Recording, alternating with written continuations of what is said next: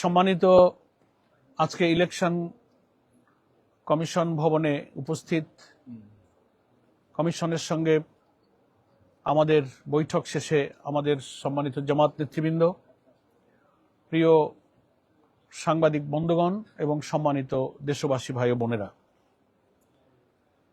আপনারা ইতিমধ্যেই জেনেছেন যে আমরা আজকে এই 6 সদস্যের একটা ডেলিগেশন প্রধান নির্বাচন কমিশনার সহ নির্বাচন কমিশনের সঙ্গে আগামী স্থানীয় সরকার নির্বাচনকে সুষ্ঠু, নিরপেক্ষ, স্বচ্ছ, গ্রহণযোগ্য করবার প্রয়োজনে কতিপয় গুরুত্বপূর্ণ বিষয় নিয়ে সরাসরি মত বিনিময়ের জন্য আমরা এখানে আজকে উপস্থিত হয়েছিলাম। ডেলিগেশনের সদস্যদের নাম আপনারা ইতিমধ্যেই জানতে পেরেছেন, আমি রিপিট করছি না। আমরা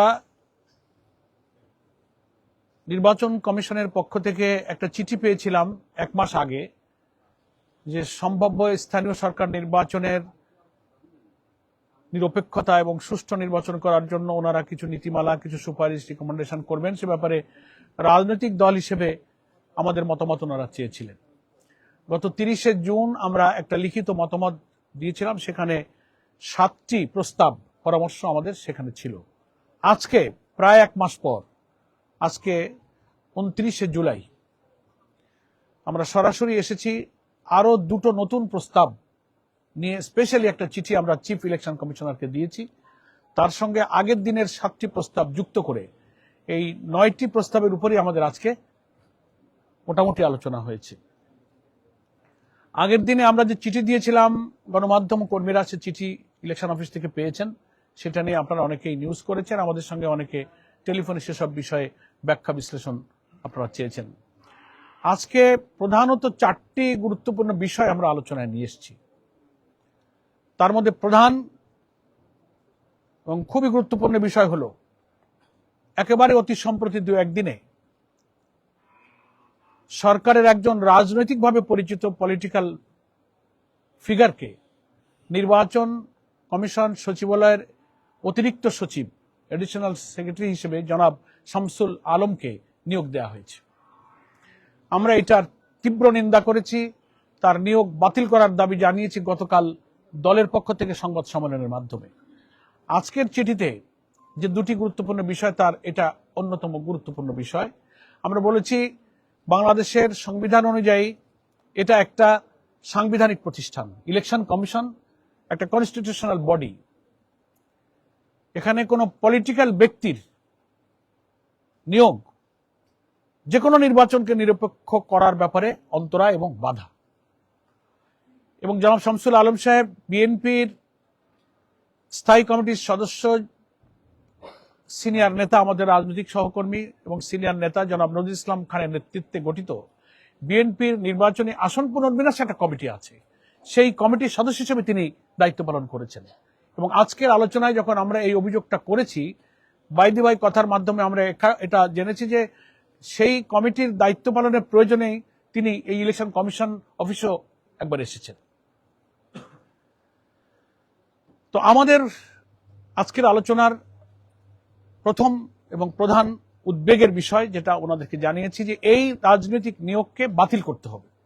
তা না হলে আমরা এটা পরিষ্কার বুঝতে পারছি যে স্থানীয় সরকার নির্বাচন আসন্ন হয়, ক্ষমতাসীন দলের একটা গুরুত্বপূর্ণ নীতি নির্ধারণী জায়গায় যিনি রাজনৈতিক দায়িত্ব পালন করেছেন, এরকম একজন ব্যক্তিকে ইলেকশন কমিশনের মতো একটা পলিটিক্যাল বডি, সাংবিধানিক বডিতে অতিরিক্ত সচিব পদে নিয়োগ দেওয়ার মধ্যে আজ্ঞাবহ থেকে তিনি যেন সরকারি দলের লোকদেরকে নির্বাচনে বিজয়ী করে নিয়ে আসতে পারেন, সেই ফাংশনটা উনি যেন এখানে বসে করতে পারেন, সেই তৎপরতার জন্যই তাকে এখানে স্পেশালি অ্যাসাইন করে এখানে অ্যাপয়েন্টমেন্ট দেওয়া হয়েছে। ওনাদেরকে আমরা এটা বলেছি। ওনারা প্রথমত এটা বলতে চেয়েছেন যে ওনার এই রাজনৈতিক পরিচয়টা আমরা আগে বুঝতে পারিনি, মিডিয়াতে এসে ইদানিং আমরা বুঝতে পারছি। সেকেন্ড হচ্ছে, নিয়োগটা তো সরকার চুক্তিভিত্তিক দিয়েছে 1 বছরের জন্য। তো আমরা সাংবিধানিক প্রশ্ন তুলেছি, অবসরপ্রাপ্ত কোনো লোককে চুক্তিভিত্তিক নিয়োগ অন্যান্য জায়গায় দেওয়া যায়, সেখানে কোনো অসুবিধা নেই। কিন্তু নির্বাচন যেখানে রিলেটেড এবং যে নির্বাচন নিরপেক্ষ করার জন্য এটা একটা সাংবিধানিক বিরাট প্রতিষ্ঠান, এখানে কোনো পলিটিক্যাল ব্যক্তি যিনি একেবারে সদ্য বিগত যে জাতীয় নির্বাচনে একটা দলের পক্ষে দায়িত্ব পালন করেছেন, তার ইলেকশনে কমিশনে আসাটা আগামী নির্বাচন একেবারে দিব্যি নিরপেক্ষ হবে না, একদিকে নিয়ে যাবে, এই উদ্দেশ্যে তারা এখানে অ্যাপয়েন্টমেন্ট দিয়েছে। আপনারা এটাকে আপত্তি করেন, বাতিল করার দায়িত্ব তো সরকারের। ওনারা কথা দিয়েছেন যে আমরা এগুলো ইলেকশন, আমরা একটু প্রশ্ন করেছি যে আপনারা যখন দেখলেন এরকম একজন ব্যক্তিকে, তো আপনারা অক্ষমতা ব্যক্ত করতে পারতেন, আপনারা জয়েন করতে দিতেন না, সরকারের কাছে আপনারা আপত্তি জানাতে পারতেন। তো কথার ভিতর দিয়ে তো ওনারা ওনাদের অসহায়তা কথা, অক্ষমতার কথা, অপারগতার কথাই আলটিমেটলি ওনাদের কথা থেকে ফুটে উঠেছে।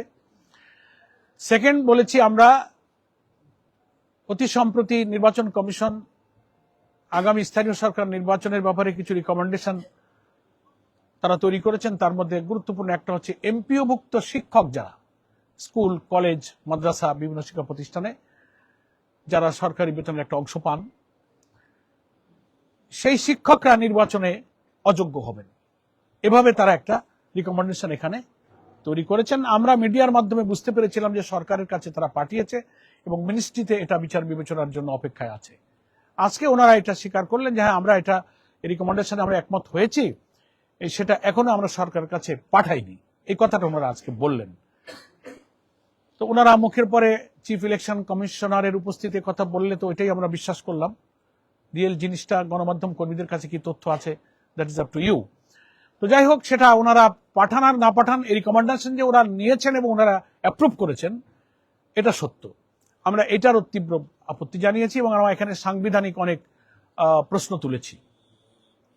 এখানে নাগরিকদের যে অধিকারের প্রশ্ন, আর্টিকেল 27, 26 বিভিন্ন ধারায় তার যে সমস্ত অধিকারের প্রশ্ন তোলা হয়েছে, সেখানে তার রাজনীতি করার ক্ষমতা, নির্বাচনে অংশ নেওয়ার ব্যাপারে বাংলাদেশের স্থানীয় সরকার নির্বাচনের সুদীর্ঘ ইতিহাসে স্কুল, কলেজ এবং শিক্ষা প্রতিষ্ঠানের শিক্ষকরা নির্বাচনে অংশ নিয়ে থাকেন। This is first time. এমন কি হলো?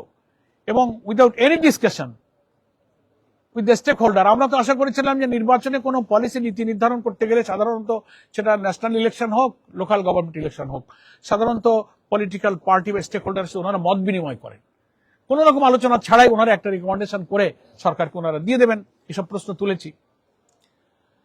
তো এই প্রথমবারের মতো ওনারা এটা অ্যাপ্রুভ করেছেন এবং এটা ওনারা যুক্তি দিয়েছেন যে শিক্ষা প্রতিষ্ঠানের প্রধানরা দায়িত্ব পালনে লেখাপড়ার পরিবেশ ক্ষতিগ্রস্ত হয়, তারা পলিটিসাইজ হয়, নানান রকম যুক্তি তারা দিয়েছেন।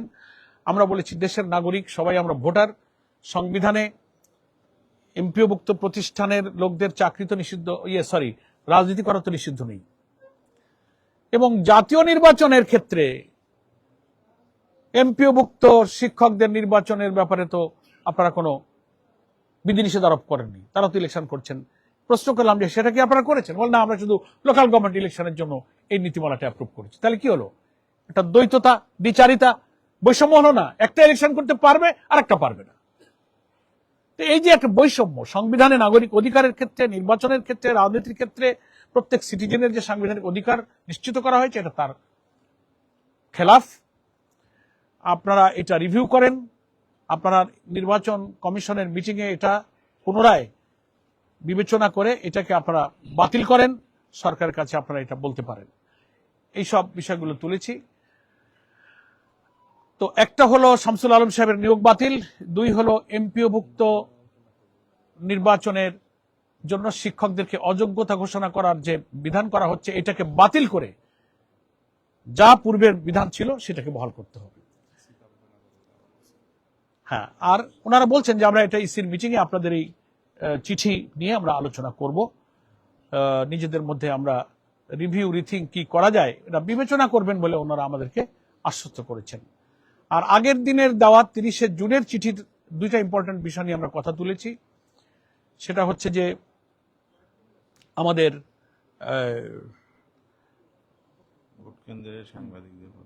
না, ওইটা না, আরেকটা কথা তুললাম, ওই যে নিষিদ্ধ রাজনৈতিক তৎপরতা যাদের নিষিদ্ধ করা হয়েছে বাংলাদেশের একটি রাজনৈতিক দলের, তো আগের লিখিত সুপারিশ এটা ছিল যে সেই দলের পদ পদবীধারী যারা কোনো জেলা, উপজেলা, ইউনিয়ন কোনো পোস্ট হোল্ড করছেন,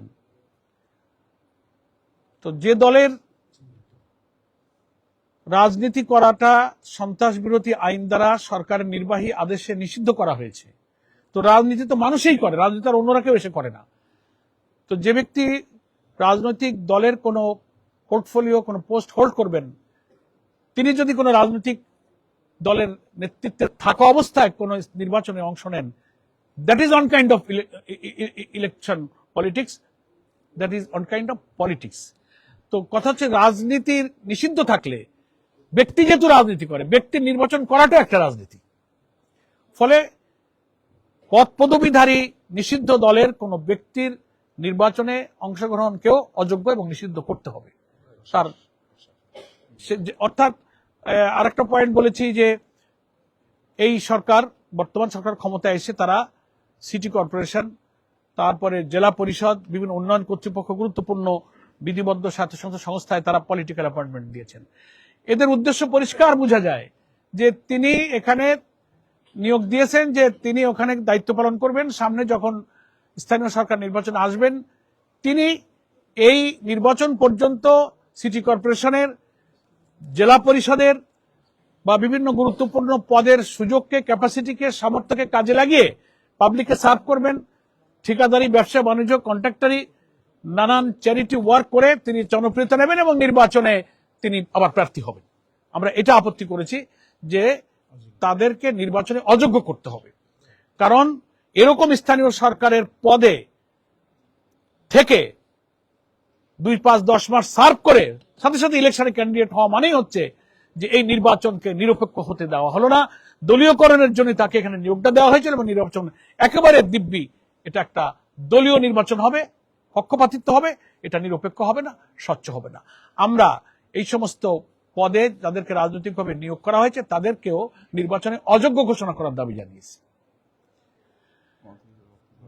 এবং মন্ত্রীদের ওখানে আমরা লিখিত দিয়েছি, এমপি মন্ত্রীরা নির্বাচনী এই সমস্ত তৎপরতায় অংশ নিতে পারবে না, সেটা একটা পলিটিক্যাল অ্যাক্টিভিটির মধ্যে পড়ে। যেহেতু এবারের স্থানীয় সরকার নির্বাচনটা অরাজনৈতিক হবে, দলীয় প্রতীক হবে না বলা হচ্ছে, তো তাহলে যারা পার্লামেন্টে আছেন, যারা মিনিস্ট্রিতে আছেন, তারা যদি কোনো প্রার্থীর পক্ষে গিয়ে মিটিং করেন, বক্তব্য দেন, সেটা একটা রাজনৈতিক তৎপরতা হিসেবে বিবেচ্য হবে। এগুলোর ব্যাপারে কঠোর নিষেধাজ্ঞা জারি করা এবং রাজনৈতিক পদে অধিষ্ঠিত বা নিয়োগ পাওয়া ব্যক্তিরা যেন নির্বাচনে অংশ নিতে না পারেন তাদেরকে অযোগ্য ঘোষণা করতে আমরা বলেছি। তারপরে আমরা আরো দৃষ্টি আকর্ষণ করেছি ওনাদেরকে যে ইলেকশনের কমিশনের দায়িত্বই হলো নির্বাচনের তারিখ ঘোষণা করা কবে হবে। তো দেখা যাচ্ছে যে আপনারা কিছু বলেন না, সরকারের মন্ত্রীরা বলেন, কেউ বলেন এবছরের শেষে হবে, কেউ বলেন সেপ্টেম্বরে, কেউ বলে ফেব্রুয়ারিতে, জানুয়ারিতে। What is it? তো ওনারা এটা আমাদের এই অবজেকশনটাকে মেনে নিলেন, বলে আমরা কি করব বললে আপনারা মানবেন না, আপনারা ওনাদের দৃষ্টি আকর্ষণ করবেন। It is not your duty, এটা ইলেকশন কমিশনের দায়িত্ব। তো এটা একটা ভুলের মধ্যে ওনারা আছেন। সরকার নির্বাচনের রাজনৈতিক পরিবেশ থাকলে পলিটিক্যাল পার্টি, গভর্নমেন্ট নির্বাচন হবে কি হবে না এটা একটা রাজনৈতিক সিদ্ধান্তের প্রশ্ন, কিন্তু কখন হবে তফসিলটা, শিডিউলগুলো, তারিখগুলো এটা ঘোষণার দায়িত্ব হচ্ছে নির্বাচন কমিশনের। আমাদের ক্ষমতাসীন দলের মন্ত্রী মিনিস্টাররা এক এক সময় তারিখও ঘোষণা করে দিচ্ছেন, তাও আবার একরকম বলেন না, কেউ জানুয়ারি বলেন, ফেব্রুয়ারি বলেন, কেউ সেপ্টেম্বর, অক্টোবর বলেন, এই জাতীয়। সেজন্য এই সব সাংবিধানিক একটা বড় প্রতিষ্ঠান হচ্ছে নির্বাচন কমিশন। আমরা বলেছি যে আপনাদের বাংলাদেশের সংবিধান কিন্তু ইলেকশন কমিশনকে বিরাট পাওয়ার দিয়েছে, অনেক ক্ষমতা দিয়েছে, সেটা আপনারা এক্সারসাইজ করছেন না, লোকেদের মধ্যে বদনাম হচ্ছে যে ওনারা কি করছেন। এবং আজকে প্রসঙ্গক্রমে আমাদের ডেলিগেশনের পক্ষ থেকে প্রশ্ন তোলা হয়েছে কোর্টের চট্টগ্রামের ওই যে ফটিকছড়ি সরোয়ার আলম, তার ব্যাপারে, স্যার আলমগীর, তার ব্যাপারে কোর্ট রায় দিল, মানে সকালে রায় হয়ে পড়লো, জাজমেন্টে অর্ডার হয়ে পারলো না, 2-4 ঘন্টার মধ্যে এখান থেকে গেজেট জারি হয়ে শপথ হয়ে গেল। অর্ডার সিগনেচার হয়নি জাস্টিসের, এখান থেকে এত দ্রুত কি করে হলো? তাহলে পলিটিক্যালি আপনারা ইনস্ট্রাক্টেড ছিলেন, প্রেসারের মুখে আপনারা 2-4 ঘন্টার মধ্যে স্বাক্ষর করা আদেশ আসার পর্যন্ত অপেক্ষা করেননি, আপনারা একটা গেজেট জারি করে দিয়ে শপথের ব্যবস্থা করে দিলেন, পলিটিক্যাল প্রেসারে ছিলেন। তো ওনাদের কথাবার্তায় তো আর ওই ভাষায় তো আর স্বীকার করবেন না, বডি ল্যাঙ্গুয়েজে বোঝা যায় যে তারা আন্ডার প্রেসারে এটা করতে বাধ্য হয়েছে। তো জাস্ট এই সমস্ত বিষয়গুলো হ্যাঁ, এগুলো খুবই অস্বাভাবিক। নির্বাচন কমিশন যে স্বাধীন, সাংবিধানিক, একটা বিরাট ক্ষমতাসীন একটা সাংবিধানিক সংস্থা, বিরাট ক্ষমতা সম্পন্ন, এবং দেশের নিরপেক্ষ নির্বাচনের একটা বিরাট ক্ষমতা তাদেরকে দেওয়া হয়েছে, তারা এ ব্যাপারে যে দায়িত্ব পালন করতে পারছেন না, আমরা বিনয়ের সাথে সে ব্যাপারে তাদেরকে দৃষ্টি আকর্ষণ করেছি যে আপনারা এ ব্যাপারে এখনো সজাগ, সতর্ক হন, চোখ কান খুলে দায়িত্ব পালন করেন। সরকার আর ইলেকশন কমিশনের মধ্যে পৃথক সত্তা আছে, পৃথক রাজনৈতিক সাংবিধানিক ক্ষমতা এবং অধিকার আছে, সেটা আপনারা এক্সারসাইজ করেন। এইসব বিষয়গুলো মোটামুটি আমরা আজকে আলোচনা করেছি। আপনাদের সকলকে আপনাদের ধন্যবাদ। আর পেপারস, যেগুলো পেপারস দিয়েছি সেগুলোর কপি এখানে আছে, আপনারা ওগুলো কপি নিতে পারবেন আর কি। না, এটা কোনো আলোচনার বিষয়বস্তু ছিল না, এর কোনো আলোচনা হয়নি। আমরা বহিষ্কার করেছি। পদত্যাগের বিষয় তো সে ব্যক্তির, ইলেকশন কমিশন স্পিকার এবং সেই ব্যক্তি, এটা তাদের, এটা দলের বিষয় না। যেহেতু তিনি দল থেকে বহিষ্কৃত, তাই বহিষ্কৃতের অর্থ হলো তিনি আমাদের দলে নাই, তাকে তো আর আমরা আর কোনো ইনস্ট্রাকশন দিতে পারি না। না, আমাদের পদত্যাগের চেয়ে বহিষ্কারই আমাদের বড় সিদ্ধান্ত। আমাদের দলের সংবিধানের আর্টিকেল 62 অনুযায়ী একটা ব্যক্তির কোনো অপরাধ তদন্তে প্রমাণিত হলে সর্বোচ্চ শাস্তি হচ্ছে দল থেকে বহিষ্কার, এবং সেটা আমরা মিডিয়া করেছি, পাবলিক করেছি। এর উপরে আর কিছু বলার থাকবে না।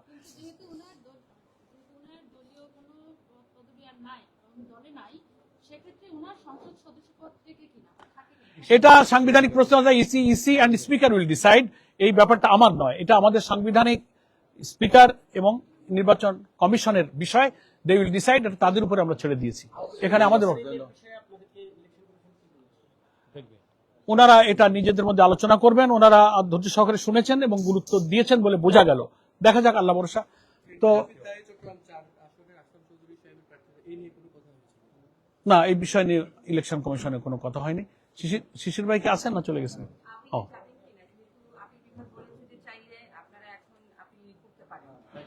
না, ওইটা আমাদের লয়ার সাথে আমরা কথা না বলে এক্ষুনি এ ব্যাপারে আমরা কিছু কথা বলতে পারছি না।